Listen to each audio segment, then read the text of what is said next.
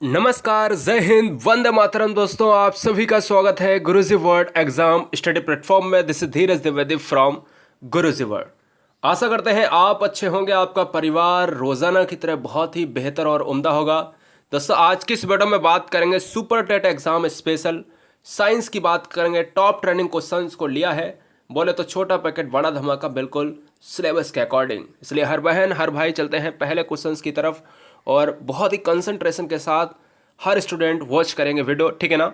सुबह से लेकर 11 बजे तक, रात के 11 बजे तक और सुबह 11 से लेकर रात के 11 बजे तक क्लासेस का सिलसिला थमता नहीं है। हर सब्जेक्ट पर पैनी नज़र, इसलिए चैनल को सब्सक्राइब कर लें। आप सभी हमारे परिवार के सदस्य हैं। जी हाँ, चलते हैं पहला क्वेश्चन देखिएगा।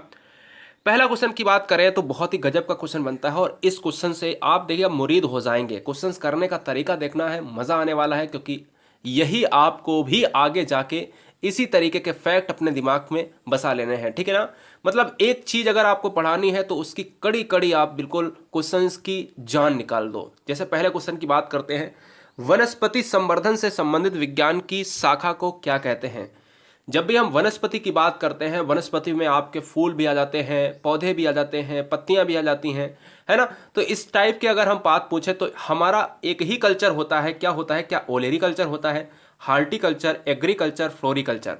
तो देखिएगा, इस क्वेश्चन का जो राइट आंसर जाएगा, जब भी वनस्पति की बात कर जिसमें सब कुछ आ जाता है, फूल, पत्ती, पौधे, तो वो हमारा हॉर्टिकल्चर होता है, ठीक है। अब यहां पर आप कहोगे सर ओलेरी कल्चर क्यों नहीं हुआ, तो यार याद रखना है इन चारों में से एक क्वेश्चन आने की संभावना है। कैसे? ध्यान दीजिएगा, जब भी आपसे कहे वनस्पति संवर्धन के लिए तो आप हार्टिकल्चर लगाएंगे, ठीक है। जब भी आपसे कहे कि सब्जी के अध्ययन को हम क्या कहते हैं, सब्जियों की शाखा को हम क्या कहते हैं, तो आप क्या लगाओगे? ओलेरीकल्चर लगाओगे। ध्यान दीजिएगा। और जब आपसे कहे कि भाई खेती बाड़ी या कृषि से संबंधित जो है विज्ञान की शाखा को हम क्या कहते हैं, तो कृषि से संबंधित जो भी शाखा है वो हमारी एग्रीकल्चर है। और जब आपसे कहे कि फूलों की खेती या फूलों की विज्ञान की शाखा, तो दोस्तों वो हमारा फ्लोरिकल्चर, क्योंकि फ्लावर से फ्लोरी बन गया।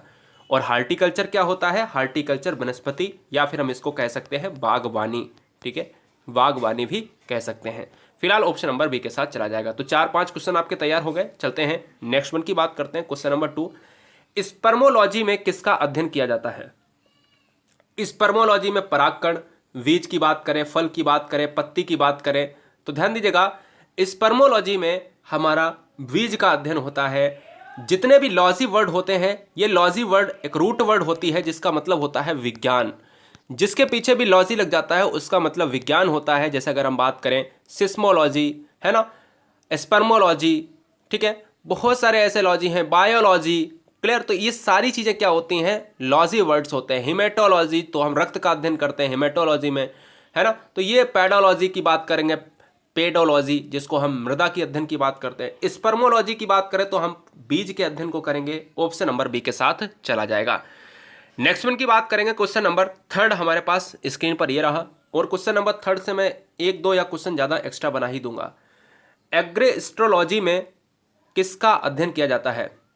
तो यहाँ पर अगर हम बात करते हैं, ऑप्शंस हैं घास का, फलों का अध्ययन करते हैं, फसलों का अध्ययन करते हैं, तेल बीजों का अध्ययन करते हैं। तो दिमाग में ये रखना है कि हमेशा आपको ऑप्शन नंबर ए के साथ ग्रासलैंड की बात लगानी है, घास की बात लगानी है। ऑप्शन नंबर ए के साथ चला जाएगा।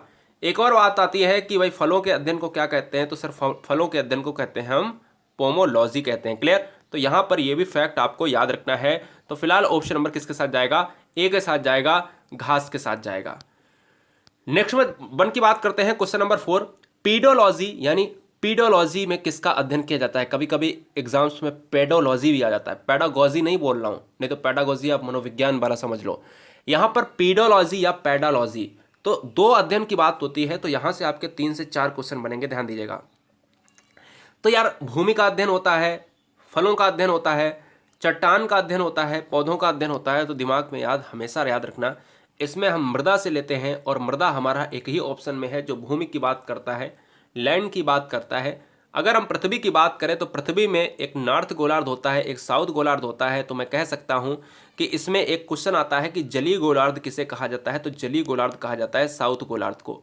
अब मतलब क्या है, मेरे दिमाग में एक लैंड भाग आया था, तो दिमाग में ये भी रखना है कि आपका पृथ्वी पर 71% जो है आपका क्या है, जलमंडल है, और लैंड भाग जो भूमि स्थल मंडल की बात करें तो 29% है। ठीक है, 71% में सबसे ज़्यादा आपका जो जल होता है वो दक्षिणी गोलार्ध में है, इसलिए दक्षिणी गोलार्ध को जलीय गोलार्ध भी कहते हैं। और राइट आंसर फिलहाल ऑप्शन नंबर ए के साथ जाएगा। अगर मृदा की बात करें तो भारतीय अनुसंधान ICAR ने मृदा को 8 भागों में बांटा है। अगर क्वेश्चन में आता है भारत में मृदा कितने प्रकार की है, 8 भागों में बांटी गई हैं। सबसे उपजाऊ मृदा कौन सी है, तो सबसे उपजाऊ मृदा है एलुवियल सॉइल यानी जलोढ़ मृदा। चलते हैं क्वेश्चन नंबर नेक्स्ट की बात करेंगे।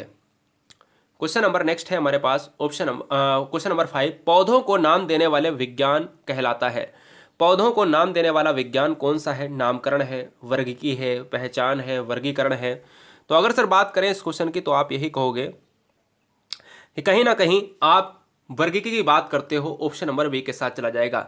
लेकिन इसके साथ एक और क्वेश्चन आता है कि वर्गीकी के पितामह किसे कहा जाता है, तो दिमाग में ये रखना है। तो हम चलते हैं पहले एक क्वेश्चन ले लेते हैं कि पितामह से संबंधित ये क्वेश्चन रहा आपका क्वेश्चन नंबर 6। निम्नलिखित में से किसे वर्गीकी का पितामह कहा जाता है? एंगलर साहब को कहा जाता है, लिनियस की बात करते हैं, अरस्तु की बात करते हैं, या फिर लैमार्क की बात करते हैं। जब भी हम बात करते हैं उत्परिवर्तनवाद की तो आप कहते हो ह्यूगो डे व्रीज की बात करते हैं। तो भैया लैमार्क क्या है आपको बताना है फटाफट, लैमार्क किसके जनक है। साथ ही साथ अगर हम बात करेंगे अरस्तु बहुत ही ज़्यादा पद्धतियों के जनक है। अगर हम मनोविज्ञान में चले जाएँ तो निगमन आगमन के, है ना, तो हर जगह इनको जाना ही जाता है कहीं ना कहीं से। तो अगर हम बात करेंगे वर्गीकी के पितामह तो यहाँ पर लिनियस हो जाएंगे। जब भी हम नामकरण की बात करते हैं तो हम उसको वर्गीकी कहते हैं, और वर्गीकी के पितामह कहा जाता है लिनियस साहब को। ऑप्शन नंबर बी के साथ चला जाएगा। क्वेश्चन नंबर 7 की बात करेंगे, सूक्ष्म जीव मिलते हैं रेतीली मिट्टी में, लवण युक्त पानी में, दलदल भूमि में, या फिर इन सभी में। जब भी हम बात करते हैं रेतीली मिट्टी की तो रेतीली मिट्टी कहाँ पर? अब भाई सिंपल सी बात ये याद रखना है कि कहीं ना कहीं सूक्ष्म जीव की बात करते हैं, या फिर हम तो बहुत ही माइनर की बात करेंगे तो वो हर जगह मिल जाएंगे आपको, आपके खुले वातावरण में मिल जाएंगे, खुले एटमॉस्फेयर में मिल जाएंगे। तो आप कह सकते हो रेतीली मिट्टी में भी होंगे, लवण युक्त पानी में भी होंगे, दलदल भूमि में भी होंगे। ऑप्शन नंबर किसके साथ जाएगा? डी के साथ चला जाएगा। नेक्स्ट वन की बात करें, क्वेश्चन नंबर 8 बहुत ही छोटा क्वेश्चन है और गजब का क्वेश्चन है। कहता है विषाणु वृद्धि करता है, विषाणु वृद्धि करता है। बहुत बढ़िया साहब, बहुत अच्छे। अगर पहली बार चैनल पर आए हैं तो ठोको लाइक और चैनल को सब्सक्राइब कर लो, क्योंकि मिलियंस परिवारों ने हमारा यहाँ पर पढ़ाया हुआ आप तक पहुँचाया है, ठीक है ना, और आपने उस चीज़ को सराहा है। इसलिए कहीं ना कहीं पुराने बच्चे और नए बच्चों का बहुत बहुत धन्यवाद विश्वास करने के लिए, क्योंकि विश्वास पे ही अपन लोग जिंदा है। ठीक है, बहुत बहुत सैल्यूट है आप सभी को, आपके परिवारों को। जय हिंद। विषाणु वृद्धि करता है जीवित कोशिकाओं में, चीनी के विलयन में, मृत शरीर में, पानी में। तो राइट आंसर देखिएगा, विषाणु की बात करते हैं तो सबसे पहले बात आती है डिस्कवर की। विषाणु की बात करें तो इवोन विस्की साहब थे, उन्होंने इस चीज़ को खोजा था विषाणु को, है ना। और अगर हम बात करते हैं विषाणु से, एक और क्वेश्चन आता है कि विषाणु के रोग कौन कौन से हो सकते हैं। विषाणु के अगर हम रोग की बात करें तो रेबीज है हमारा, खसरा है ना, हेपेटाइटिस की बात करते हैं, पोलियो की बात करते हैं, एड्स की बात करते हैं, चेचक की बात करते हैं, तो ये सब विषाणु की बात होती है। और विषाणु की अगर हम बात करें तो ये जीवित कोशिकाओं में वृद्धि करता है। ऑप्शन नंबर किसके साथ जाएगा? ए के साथ चला जाएगा। नेक्स्ट वन की बात करें, क्वेश्चन नंबर 9 की बात करेंगे। बहुत अच्छे गाइस, सभी को सैल्यूट। क्वेश्चन नंबर 9, साबूदाना किससे बनाया जाता है? पाइनस से, सेंड्रस से, जूनिपेरस से, या फिर साइकस से। जब भी बात करेंगे साबूदाना की तो साबूदाना से एक फैक्ट आपको बता देते हैं। एक आपको महाद्वीप भी क्वेश्चन पूछ सकता है साबूदाना से, तो दिमाग में क्या रखना है, साबूदाना से एक पॉइंट आपको याद रखना है। साबूदाना को हम सैगो कहते हैं। क्या कहते हैं? सैगो कहते हैं इंग्लिश में, ठीक है। सैगो यह किसी अनाज से नहीं बनता है, बल्कि सैगो नाम का एक पेड़ है। क्या है सर? सैगो नाम का एक पेड़ है जिसको हम ट्री कहते हैं। और वो क्या होता है, सैगो ताड़ की तरह एक पेड़ होता है, वो लंबा होता है। और ये कहाँ पर होता है दोस्तों? ये आपका महाद्वीप है, आपका अफ्रीका महाद्वीप में सबसे ज़्यादा पाया जाता है, ठीक है। तो उसको क्या करा जाता है, इस पेड़ का तना जो है मोटा हो जाता है और इसके बीच के हिस्से को पीसकर पाउडर बना लिया जाता है और उससे उसके बाद साबूदाना बना लेते हैं। तो फिलहाल हम जो है सैगो से यहाँ पर क्या आंसर क्या हो जाएगा, यहाँ पर साइकस की बात करते हैं तो साइकस यहाँ पर पॉइंट है बहुत ही गजब का। अफ्रीका महाद्वीप की बात होती है, ट्री का नाम है सैगो, इसलिए इस चीज़ को हम सैगो भी कहते हैं, ठीक है। फिलहाल ऑप्शन नंबर 4 के साथ जाएगा। नेक्स्ट वन की बात करें, क्वेश्चन नंबर 10 की बात करेंगे। कह रहा है फलों के अध्ययन को हम क्या कहते हैं? हमारे पास फेनोलॉजी है, हमारे पास पोमोलॉजी है, हमारे पास एग्स्ट्रोलॉजी है, हमारे पास एंथोलॉजी है। बताएंगे जब भी हम बात करते हैं इस चीज़ को तो आप बच्चा जानता है कि कहीं ना कहीं यार फिनोलॉजी क्या है, बताओगे कोई? फिनोलॉजी क्या है बताएंगे? बहुत अच्छे, फिनोलॉजी यहाँ पर क्या है कमेंट करेंगे। आज के लिए आपका क्वेश्चन है फिनोलॉजी क्या है। और दूसरी चीज़ अगर हम बात करें आपसे, हाँ जी, फिनोलॉजी क्या है। देखिए इस क्वेश्चन का आंसर क्या हो जाएगा, ऑप्शन नंबर बी के साथ चला जाएगा, पोमोलॉजी के साथ चला जाएगा। कैसे चला जाएगा, पोमोलॉजी के साथ चला जाएगा, है ना। तो अगर हम बात करते हैं फिनोलॉजी की, तो बच्चे कह रहे सर फिनोलॉजी बता ही दीजिएगा। तो यार सुनो, फिनोलॉजी की बात करें पहले समझ लीजिए एंथोलॉजी क्या होता है। जो लेखक पत्रिकाएं लिखता है तो लेखक से संबंधित जो होती है वो एंथोलॉजी होता है, राइटर से संबंधित होता है। क्लियर।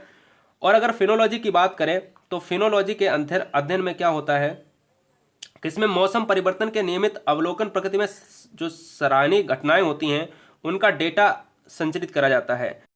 तो समझ में आया फिनोलॉजी क्या होता है। यहाँ पर मौसम संबंधी जितनी भी घटनाएं होती हैं उनका उल्लेख करा जाता है। ठीक है, क्लियर, याद रखिएगा। फिनो को संकेतक कहा जाता है। और हम चलते हैं नेक्स्ट वन की बात करेंगे, तो यहाँ पर फलों के अध्ययन को पोमोलॉजी हो जाएगा इस क्वेश्चन का राइट आंसर। क्वेश्चन नंबर 11 कह रहा है द्विनाम पद्धति के प्रतिपालक या प्रतिपादक कौन है। डार्विन है, थियोफ्रस्टस है, लिनियस है, या फिर हिप्पोक्रेटस हो जाएंगे। जब भी हम बात करते हैं इस क्वेश्चन का राइट आंसर, तो आप कहते हो सर कहीं ना कहीं यहाँ पर ऑप्शन नंबर सी के साथ चला जाएगा। लिनियस हमारे द्विनाम पद्धति के प्रतिपादक या प्रतिपालक हो जाएंगे। क्वेश्चन नंबर 12 स्क्रीन पर ये रहा, जीवाणु की खोज सर्वप्रथम किसने करी थी। रॉबर्ट कोच ने, लुई पास्चर ने, ल्यूवेनहॉक ने, रॉबर्ट हुक। रॉबर्ट हुक की बात करते हैं तो आप कोशिका से रिलेट करते हो कहीं ना कहीं जाके, है ना। तो कहीं ना कहीं अगर हम बात करते हैं, आपका राइट आंसर जाएगा, वो जाएगा ल्यूवेनहॉक। ल्यूवेनहॉक की बात करें तो हमारा जीवाणु की खोज। एक और क्वेश्चन आता है कि जब भी दूध से दही जमने की प्रक्रिया होती है तो उसमें क्या कारक होता है, विषाणु, जीवाणु, कवक होता है क्या, नहीं, जीवाणु ही होता है। जीवाणु अगर नहीं होगा तो दही नहीं जमेगा। क्लियर। लैक्टोबैसिलस में जीवाणु होता है। एक और क्वेश्चन आता है कि जीवाणु से होने वाले रोग कौन से हो सकते हैं, तो याद रखना है कि टिटनेस हो सकता है, ठीक है ना, खोखर खांसी हो सकती है, सिफिलिस हो सकता है, डिप्थीरिया हो सकती है, हैजा हो सकता है, टाइफाइड हो सकता है। ये सभी क्या होते हैं, जीवाणु से होने वाले रोग होते हैं। क्लियर, ये भी आपको याद रखना है। तो दोस्तों क्या रहा स्कोर आपका, और क्लासेस का सिलसिला थमता नहीं है। जरूर छोटी थी क्लास, लेकिन क्लास बहुत उम्दा थी, क्योंकि यहाँ पर चीज़ें रुकती नहीं हैं। मुद्दे की बात, केवल सिलेक्शन।